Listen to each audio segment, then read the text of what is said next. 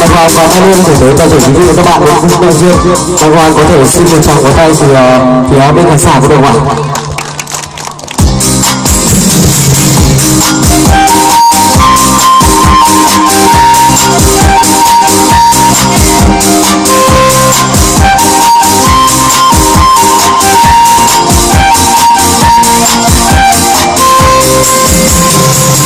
Nơi nhà sinh cho lòng ta lại chìm đắm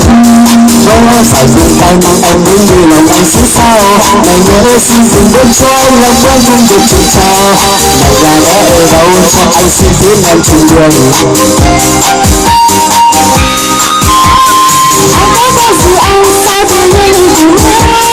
cho chứ là người ta xin tránh sao nhìn em nhớ đi mà là em quên em sẽ thứ ba mà anh mang đến con đi em sẽ cho anh trong tim này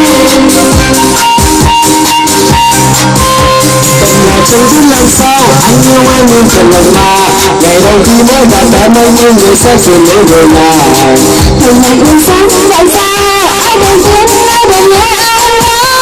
anh là chẳng biết làm sao khi ta quên đã bao ngày rồi mà ngài chỉ lấy người ấy sao không cùng nhau sống trên trường trường là vì không đó sẽ nhớ sẽ cho anh nói được lời